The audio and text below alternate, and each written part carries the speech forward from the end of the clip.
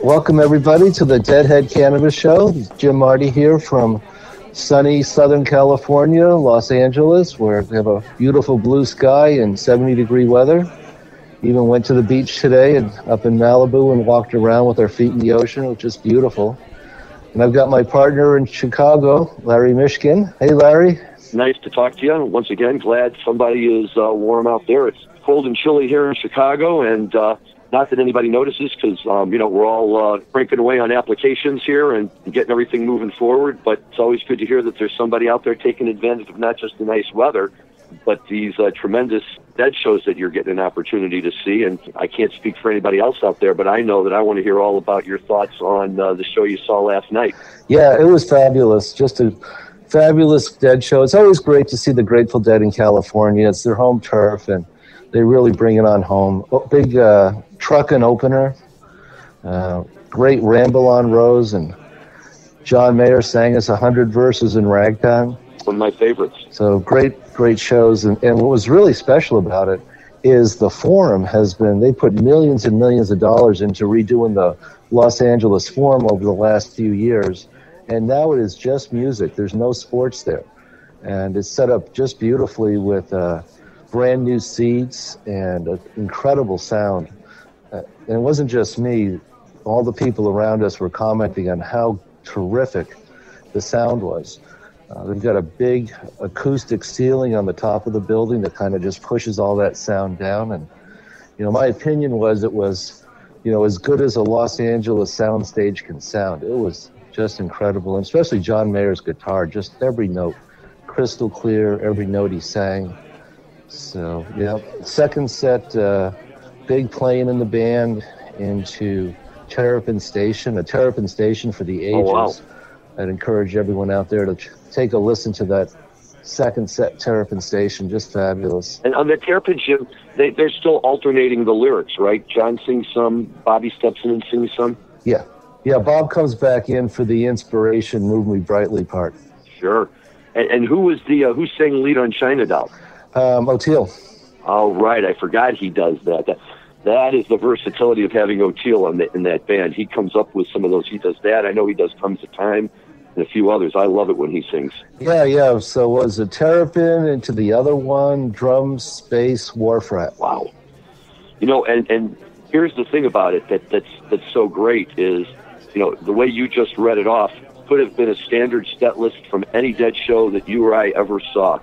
And, although I appreciate when they, move songs around and a traditional second set song lights up at the first set or vice versa, there's something different, at least for me, that's very comforting and satisfying when they get in a groove in the second set and you can kind of flash back to the Dead and say, I know where they're about to go with this, and, and kind of follow along with it. And, that's a great post drums and space run to close out the show and everything. And then, boy, you get a Ripple encore, and you can't really ask for much more than that, can you?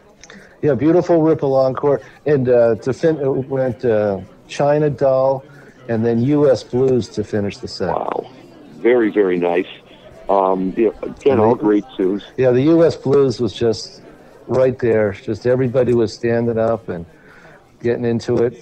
So, good old California crowd. Got to get used to the $16.50 for a cocktail. Well, that's what you're going to run into out there, I suppose. Right. Everything's a little more expensive in Los Angeles, it seems. Yeah, I agree with that. But it's just great to hear them, playing so well and really at the top of their game. And I've been debating this whole Jerry versus John Mayer thing for a long time in my head. And, I think where I'm finally starting to come out with it is that, yeah, he's not Jerry, but he's really taken good control of Jerry's songs.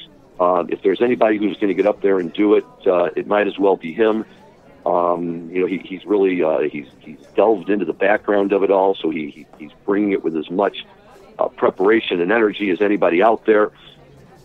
But it's just the sound is so great. I'm going to go hear the Dead and Company, but it's the sound. He's nailing it, like you said. He's coming in, and what I really like about it is he's starting to learn those Jerry lines that used to always bring strong crowd responses, like 1,000 verses and 100 verses in ragtime or whatever some of the other ones are. Wish I was a headlight on a northbound train, right, where everybody in the audience is waiting for that build-up. And, sometimes when the guys step in to play the Jerry role, they're not always as familiar with that. But John's really got that down, too. So once again, you kind of have that feeling of, like, really being at a Dead show. And, maybe it's a little bit like, this new Burger King plant-based hamburger, right, where everybody bites it and says, what? Not the hamburger, but, boy, it tastes just as good. And, I think I'm at a point where I'm willing to say he's not Jerry, but what the heck? He's just as good. And, boy, if you can go out there and see shows like that, it's good for the soul. Yeah, and, just very strong on his guitar and his lyrics. I mean, he's really going to go down as one of the great ones, certainly one of the great ones, really. Just the way he's handling these songs. Like I said, the Ramble on Rose, I encourage everyone to go listen to that and tell me if you don't think that he's really come into his own as heading to be a great one, if he's not already. So, we do it again tonight. Looking forward to it. And got my 20s lined up for my $16.50 cocktails. Right. You've got to be ready to roll with those. So let me ask you a question about, I probably know the answer, but since it's relevant for our show, what is the scene like out there in the Fabulous Forum? Do they allow smoking? Does everybody lighten up when the lights go out like a typical Dead show? Nope. Might have been a little bit of pot smoking, but no cigarettes at all. Like I said, the venue was just absolutely pristine and beautiful, and everybody respected the no cigarette smoking. The vape pens today, nobody really has to smoke cannabis inside. Good shakedown street outside, really good shakedown. Pretty good crazy scene out there. Had a lot of fun walking around and checking it all out, and they let us pretty much do what we wanted to in the parking lot. And security wasn't too bad getting in, just sort of breezed in. They did question my vape pen, and I said, "Oh no, it's tobacco," and they let it in. But same thing for me. When I'm like, you go to some of these venues, and it always surprises me where they will and where they won't let you smoke. In Chicago, a few years ago, I went to the Riviera nightclub, which is on the north side of the city, and it's become a very famous nightclub. You get a lot of good bands that like to come in there, and it's a really small, tight venue. I've seen some Phil shows in there that were just unbelievable. And we were in there for a Phil show, and we were sitting up in the balcony, and we lit up a joint. Some guy came and tapped me on the shoulder and said, Chicago has a no smoking ordinance. You're going to have to put that out. Okay, so we put it out. And this is, it's a nice venue, but it's, not the nicest venue in town. It's a little bit run down. A month later, we're down at the Auditorium Theater, which is in the heart of the Chicago Theater District. It's a beautiful old venue. It's a real, prize. They have Broadway shows there. They have big events there. They have the fancy ceilings and the carpets and the velvet seats and the, everything. And we go to a show there, and I figure if there's going to be no smoking anywhere, it's going to be there. Lights go off and everybody in the place lights up. So I've kind of come to the conclusion that most places have decided, look, if we're going to have the Dead and their crowd in, this is what's going to happen. And if we fight them on it, then it's just going to make the experience unpleasant for everyone, because I get the vaping and I get the anonymity that goes along with it and all of that. But quite frankly, for me, the way I always learned to get myself through Drums in Space was to have a good joint ready. Yeah, and Drums in Space was fabulous last night, too. Mickey tore it up for 15 or 20 minutes and enjoyed that's kind of a hard part of the show for the people who are not used to Grateful Dead and maybe are not as high or whatever. It's like, wow, what is this Drums in Space and how long does it go on for? Well, the people who are into it are just digging every note and going right along with Mickey and Billy during drums and coming out into space. But because we had people with us who are kind of newbies to Grateful Dead, and they were kind of yawning during drums and space, which I really like that part of the show myself. I like the drums. Space I'm not so crazy about, but I really love the drums. Well, I'll tell you this.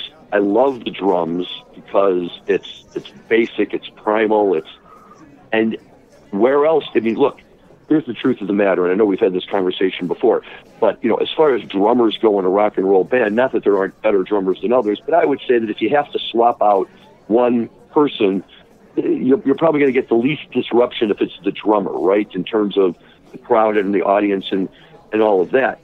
So you say, well, we have Bill Kreutzmann and Mickey Hart are still drumming with the Dead, and some people say, yeah, but they're just the drummers. But boy, when you get into drums, that's why it's special that it's the two of them, because you could put anybody back there with a bunch of drums and they can just bang on them for 20 minutes. But these guys have that language where they go back there and they speak to each other, and I try to tell people it's not a drum solo, it's a drum musical performance where and if you've ever sat through a drums in the correct state of mind, then I think you'll really know what I'm talking about. That it's just amazing to hear the sounds that they produce. They're making noises up there that you can't possibly think could come from percussion instruments, and yet there they are, and it gives them a chance to showcase their talents and everything. And I love that. And then as far as space goes, I agree. Space can get a little dry sometimes, and you can only listen to the wah wah wahs so many times. But for us, the beauty of space was the minute Jerry and the boys would come back on and start noodling around.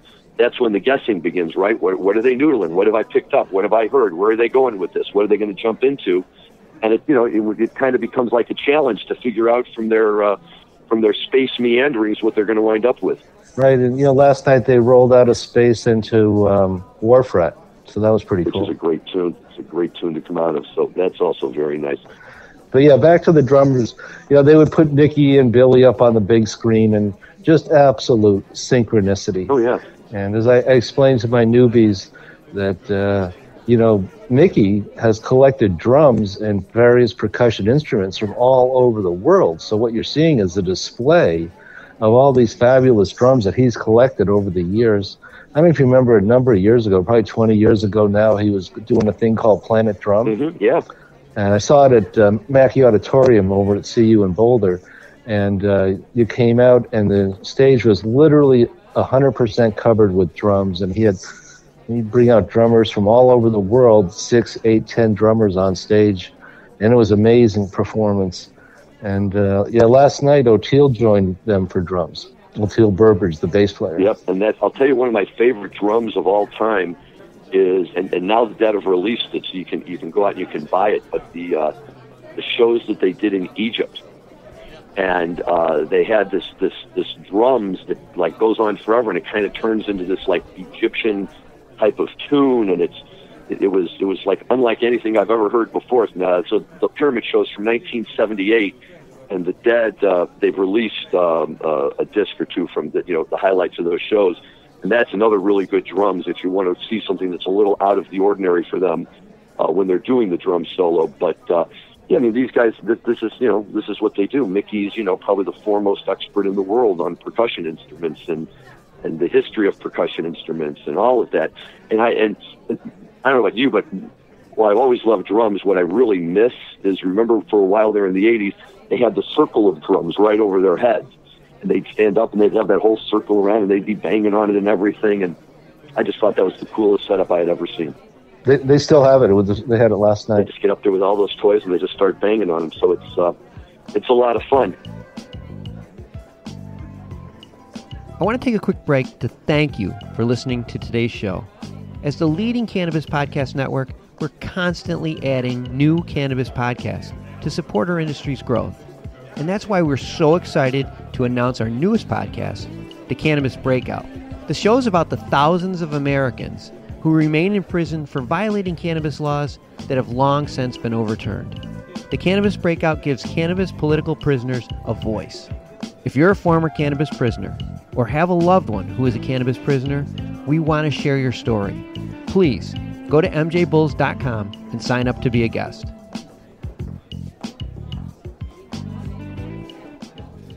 Hey, you and I can sit here and talk about this all day, and we do, but just to make sure that we don't forget about the other side of our show.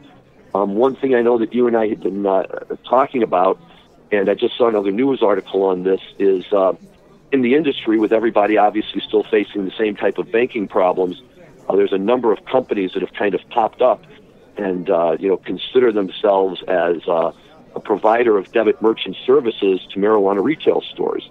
So, people can come in and with one of these cards, and then they make a purchase in the dispensary, and then the company is supposed to pay the dispensary back. And one of those companies out there, Lynx Card, apparently has found itself in some hot water now, and apparently owes upwards of much more than $2 or $3 million to a variety of retail dispensaries around the country. And it's very disillusioning and upsetting because, obviously you never want to see that happen to anybody. But in this industry where people are so desperately trying to find workarounds to accommodate their purchasers who come in and may not be walking around with $200 to $300 in cash in their pocket, this sets everything back a few steps, right? Because they say, we had a bad experience, we're not going down that road, we're just back to cash. Well, yes, that's very, very true. We've had clients who have had $50,000, $60,000 tied up for months, and sometimes they actually never get it back, $30,000, $40,000, $50,000. I've recommended that my clients not go down the credit card route. These companies that set themselves up, they're a go-between. They go between the bank and the credit card processor on one side and the dispensary at the other level, and everything goes along just fine for a while, and then eventually MasterCard, Visa's compliance department, or the bank that they're utilizing for the transactions, in their internal control department figure out what's going on, and they shut it down. And it's really like a game of musical chairs, and your last few dozen transactions could get caught up in the shutdown, and you may never see that money again. We've definitely recommended to our clients not to go down the credit card route. Now, having said that, we've had clients who have, set up a separate company for MasterCard, Visa, and they have not had any trouble for years and years. So it's, seems to be like an all or nothing kind of deal. Either it works or eventually it doesn't work, and then you're wondering if you're going to get that money. So I'm not surprised to hear that. Well, and that's interesting you say that because, part of it, I guess, is it also, you have to be careful who you play with, right? Visa, MasterCard, if there's a way to work them in, obviously, these are companies that have a long history and, one that you would feel very comfortable with. And I think the bigger problem is, trying to evaluate the financial status of a number of these newer companies that are just, popping onto the scene all of a sudden and really want to step in. And I would agree with you. I think it's very difficult to go down that road given the current structure of things and what your legal remedies are in case you ever have to pursue those legal remedies. Cash is obviously solves a lot of problems for people except on the back end when you got to figure out what to do with it. And, once again, we just sit here and say, boy, if we could just get our friends in the Senate, to start moving around with some of the stuff that's there and take a look at this bill and see what they can do, the Safe Banking Act. That would be wonderful. That would be a great thing. And, it would be a real benefit for everybody in the country to be able to have that kind of service. It'd be great for the industry. And, as you and I have talked about before, Jim, on many fronts, cannabis seems to be the one unifying force that brings all of these people of different backgrounds and political persuasions together. And, boy, if we could find a way to get something like that passed and really get things going in this country, I think that would just be wonderful. Well, we'll see what happens, but as of right now, MasterCard and Visa are not on board.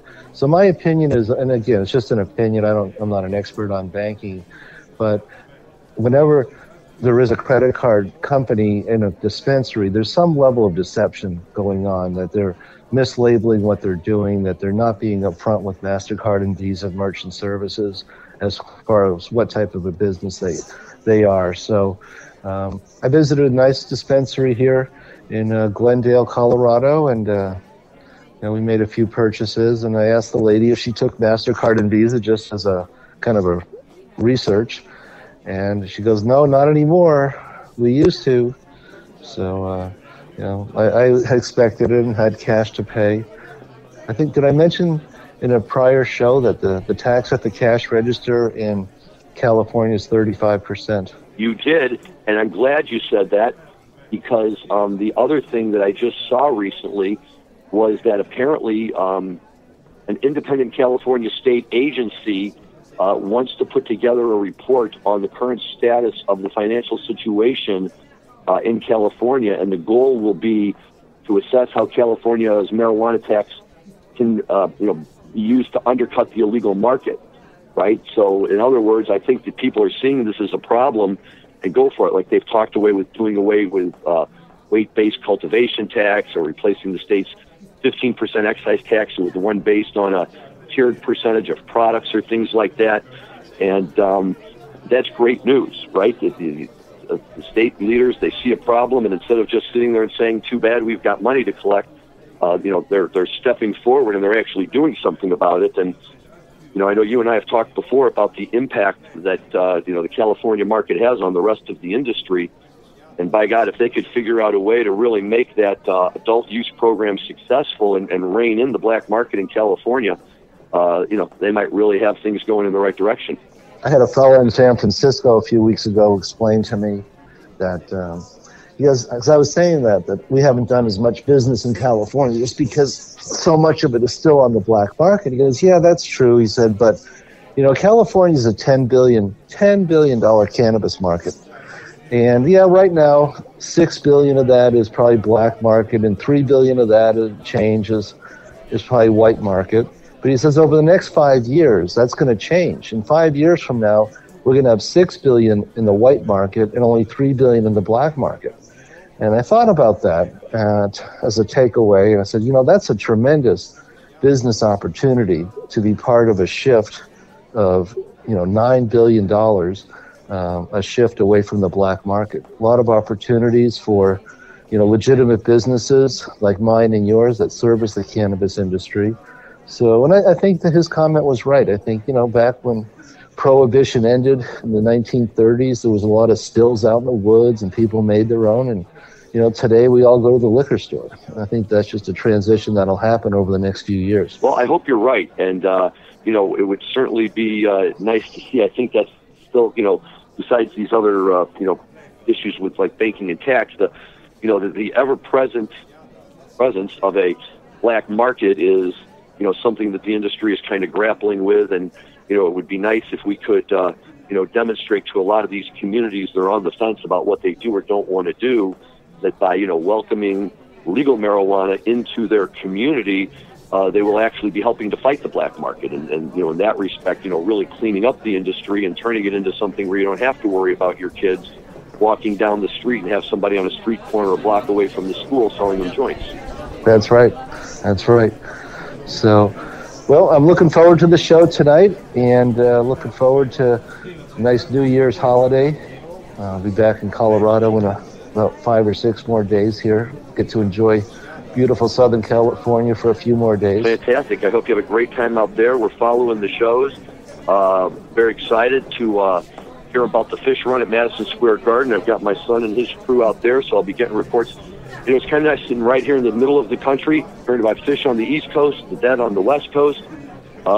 It's pretty good, other than actually being at the shows. Sorry, everybody.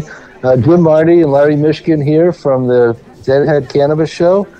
Wishing all of you a very happy New Year, and we'll talk to you in 2020. Very good, Jim. Have a great time at the show. I look forward to hearing about it. Thanks, everyone.